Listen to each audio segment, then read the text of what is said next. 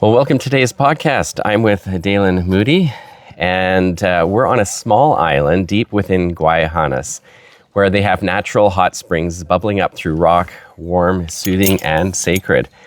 This is K'in Gwaay.yaay, is that correct? Yeah, K'in Gwaay.yaay. Okay, Yeah. And it's known as Hot Water Island. And for generations, it's actually been a place of healing and gathering for the Haida. In this episode, I'll reflect on the experience of soaking in these geothermal pools, which is a great experience, and speak here about how to care for this site. Yeah.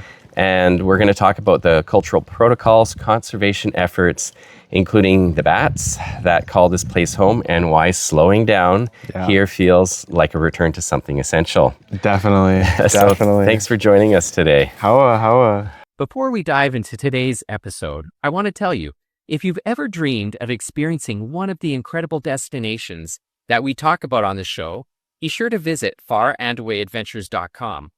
For over 30 years, I've helped travelers discover some of the most extraordinary destinations on Earth.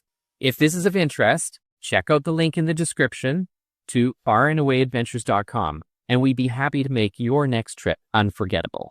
Do you want to just tell us a little bit about the traditional role of the hot springs in Haida life? Yeah, so like every day we maintain the pools, so at the end of every day, we have lots of guests, 'cause we've been really busy, so we have tons of guests coming in and out all the time. And at the end of every day we got to maintain the bathhouse and make sure everything's clean and looking really beautiful and stuff like that. And then we drain the pools actually every night, and every other night we give them a really good scrub, and we go around to all the pools. And it's honestly quite a bit of work. And there's a lot of maintaining of the longhouse and the power system we have here as well. And as well as with our trail, we have such a beautiful trail. Oh, I know. It's about a good kilometer long coming over from the other side of the island. Yeah, honestly, every group that comes by, they tell me how beautiful the trail is, and it makes me so happy because I put my little touch on that trail before it started ramping up the season. So it was really nice. Yeah. Now, this particular site is it known traditionally for any traditional aspects? How far back does it go? You know what? That's a good question. I'm not quite sure. I'm not on the accuracy of how far it goes back, but I do know that this place was used as a place of healing, and where Haida shamans would bring sick and injured people and ill people here, and they would heal them in these really hot waters. And actually the Haida, and still today, even myself, I'm a very superstitious person. And the Haida, we're just very superstitious people. So when we found hot water, we thought this was a very powerful thing, and we gave it the respect it deserved, and we only brought it here for its purposes and needs. And we're not always looking to take. We're always looking to just leave things as it is, and give back if we can. Well, I notice whether it's the trail walk over here to the hot springs or the hot springs themselves, everything's really left in a very natural state. You can tell it's very important to the Haida to preserve this as a natural setting. Yeah, definitely. I'm not going around, chopping everything down in sight. I'm trying to keep this place as looking as natural and beautiful as it can. With also leaving my little bit of a touch on it as well. And it's really awesome being here. My Nanai and my Auntie Joan were here, Watchmen as well. They were.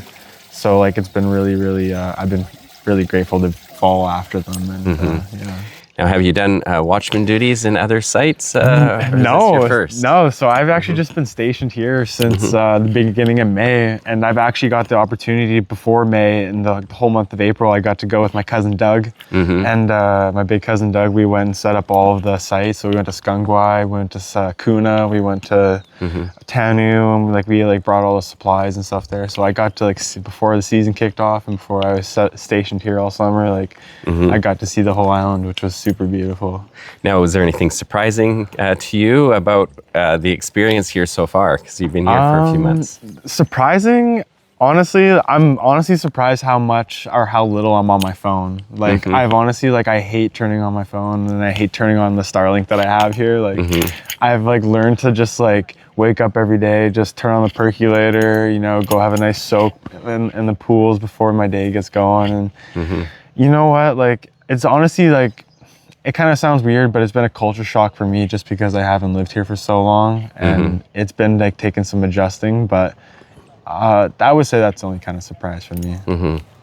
Now, I don't know exactly where they are, but there's something about little brown bats that's important to this area as well. Yeah, so there's like little brown bats that live in like the rocks just around the corner here from the pools, and there's actually like quite a few trickles that are like around the island as well. You know, it's not just the hot springs. There's like a few that come out of the rocks, and what I've been told is that, you know, that's how those little brown bats survive in the wintertime. They burrow in those hot rocks, and they survive. And at nighttime, they're like little fighter jets. You know, like they're always flying around, and you know they like come at you and then veer off right away. And they're really small too, aren't They're they? very, very small. Yeah, it's really interesting. And what I've been told is that you can only find them here. So it's So what rules do they have to protect the habitat of the bats?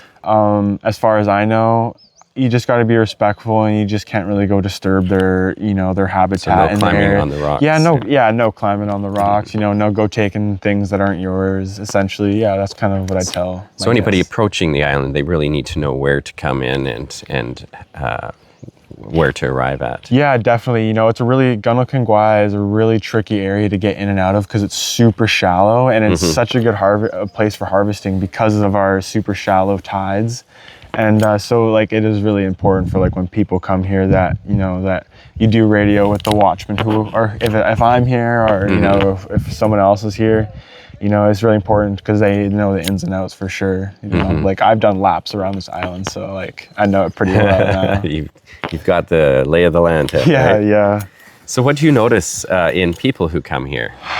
Man, you know what, I noticed that they're so grateful just to spend an hour here, just to spend an hour and a half, 2 hours, whatever it is.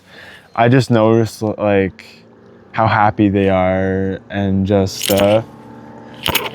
how grateful they are to be here just for this short amount of time. And they honestly just love relaxing and just like soaking in the pools. I know, just sitting in the pools there, they're about 114, some of them, some are around 100. Yeah. The different temperatures, but They can sneak up on you sometimes though. Like on a day like this, like they're gonna get up to like 50 degrees Celsius. Like, oh wow. Yeah, they're gonna get really hot. So, but you've got some tiered pools on the far side there, so you can kind of go down a little further if it's too hot. Yeah. So.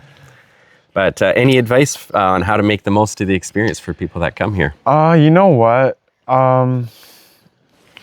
You just got to get out here, and you just got to like, you know, like we've had some really like awesome couples that just like, they'll just like rent some kayaks from like Moore's Explorers, or, you know, they'll do trips like that. You know, I feel like the best experience is to get out here and to get intimate with like, you know, the land and the water, and to like really, you know, camp in the forest, you know, like honestly, like if I were to come here, that's what I would do. You know, for sure. Yeah. Well, thank you so much for sharing a little bit of part of your paradise here in Haida Gwaii. Yeah, I really appreciate it. You know, I it's been really amazing to me to discover this part, like this part of the world with like so many different people that are just coming, here all the time, and it's just an amazing experience. Just for me, it's just such a mutual back and forth thing, like all the time. Like I can't really explain it. Yeah. Well, it's been wonderful. So thank you so much. Thanks for tuning in. Discover your next unforgettable journey at farandawayadventures.com. Experience the world differently.